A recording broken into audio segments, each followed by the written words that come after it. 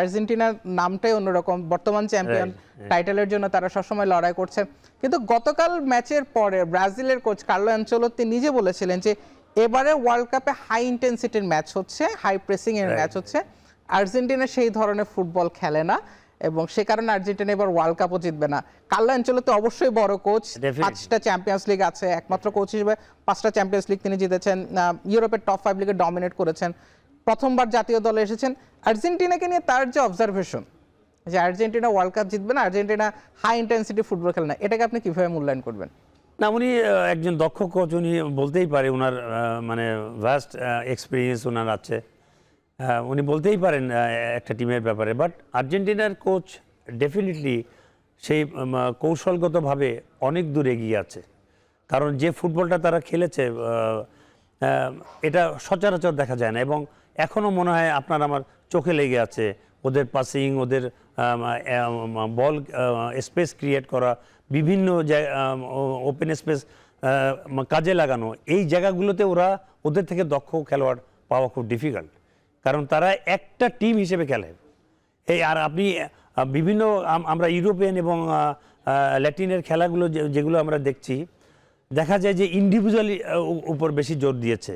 But Argentina is different, ওরা ফুল টিমটাই একটা team, এই একটা টিম হিসেবে খেলা মানে তাদের শক্তি অনেক বেশি। আর্জেন্টিনার এবারে ওয়ার্ল্ড কাপের যেটা আমরা দেখলাম যে বেশিরভাগ দলই হচ্ছে উইঙ্গারদেরকে একেবারে সাইড লাইনের পাশে নিয়ে গিয়ে সেখান থেকে একটা ডিফেন্স লাইন ব্রেক করার ট্রাই করছে। সেখান থেকে আর্জেন্টিনাকে দেখলাম মিডফিল্ডের বেশি জোর দিচ্ছে, 3জন সেন্ট্রাল মিডফিল্ডার এবং লিওনেল মেসি। এই ট্যাকটিক্সটা কি অ্যাকচুয়ালি আর্জেন্টিনার জন্য কতটা বেনিফিশিয়ারি হতে পারে? এটা ডিপেন্ড করে আপনার অপোনেন্ট কেমন। অপোনেন্টকে ফেস করতে হলে আপনি কোথা থেকে অ্যাটাক করলেও তারা দুর্বল হবে। যেমন মেসি যে গোলটা করলো, উইদিন এ সেকেন্ড ঘুরছে মারছে। এই এই ধরনের ক্যারেক্টার তো যুগে যুগে একটা দুটো পাবেন, এবং এটা আর্জেন্টিনার আছে, যার জন্য ওদের একটা বিরাট শক্তি এখানে। ওকে যদি ফ্রিজ করে দেওয়া যায় মেসিকে, তাহলে they will be under trouble. But জানি না কতটুকু তাকে আটকাতে পারবে।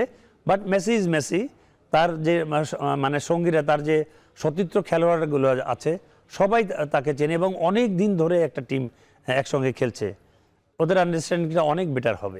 এই জায়গাটাই বোধ করে আপনি যেমনটা বলছেন যে মেসি বলটা পেলো এবং মারলো, এই জায়গাটাই বোধ করে আর্জেন্টিনার মিডফিল্ডটাকেও একটু ক্রেডিট দিতে হয়। ডেফিনেটলি ওদের টোটাল টিমের কথা আমি বলছি যে ওরা জানে যে কখন মেসি কোথায় তার কাজে লাগাবো, এই জায়গাগুলো ওরা প্রতিটা প্লেয়ার জানে, যার জন্য ওদের দলগতভাবে তারা অনেক শক্তিশালী।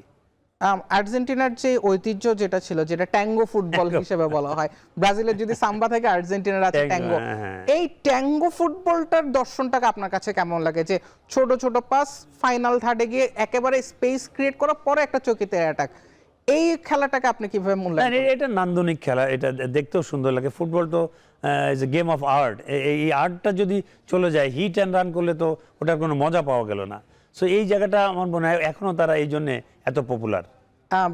আর্জেন্টিনার যে ম্যাচের যে ধারাটা আমরা দেখলাম, যে আপনি বললেন যে বেশ নান্দনিক ফুটবল খেলছে আর্জেন্টিনা, ব্রাজিলের কোচ যখন বলেন যে, বা আপনি আপনার খেলোয়াড়ি জীবনে আপনি অনেক সময় ফেস করছেন যে আপনার যারা একদম অপোনেন্ট, আপনি আবাহনীর ফুটবলার, মোহামেডানের কোচ যখন একটা মন্তব্য আবাহনী টিমকে নিয়ে করে, এটা অ্যাকচুয়ালি আবাহনীর মেন্টালিটি কেমন প্রভাব ফেলতো? বা ব্রাজিলের কোচ যখন কথা বলছে আর্জেন্টিনা টিম বিশ্বকাপ জিতবে না, সেটা অ্যাকচুয়ালি প্লেয়ারদের মনোজগতে কতটা প্রভাব ফেলে? আমি ভরসা রাখি হিরোর স্মার্ট ওয়াটার পিউরিফায়ারে। না, ডেফিনেটলি যে কোনো কমেন্টস আমাদেরকে হার্ট করে, বাট ওই জায়গাটায় আমরা আবার কাজ করি যে এটার সুন্দর একটা উত্তর মাঠে আমাদের দিতে হবে। তো এটা ওদের ভিতরেও কাজে আসে লাগে, সাইকোলজিক্যালি তারা খুব স্ট্রং হয়ে যায় এবং তারা এর প্রতিশোধ নেওয়ার চেষ্টা করে। আর্জেন্টিনার ম্যাচ আগামীকাল রাতে, অস্ট্রিয়ার বিপক্ষে match, do you feel like that এটা খুব ইজি ম্যাচ হবে? কারণ রালফ রানিক, অস্ট্রিয়ার হয়তো খুব বড় কোনো স্টার নেই, কিন্তু রালফ রানিক কিন্তু ফুটবলের অন্যতম দার্শনিক যাদেরকে বলে, যাদের ফিলোসফি দিয়ে ফুটবল চেঞ্জ হচ্ছে, রালফ রানিক তাদের মধ্যে একজন। অস্ট্রিয়া ঠিক কতটা চ্যালেঞ্জ জানাতে পারে এই আর্জেন্টিনা টিমকে? না, যখন তারা কোয়ালিফাই করে এই পর্যন্ত এসছে, ডেফিনেটলি ওরা ফাইট তো করবেই। বাট ডেফিনেটলি আর্জেন্টিনার কোচও তাদের স্ট্র্যাটেজি তৈরি করেছে তাদের এগেনস্টে কীভাবে খেলবে।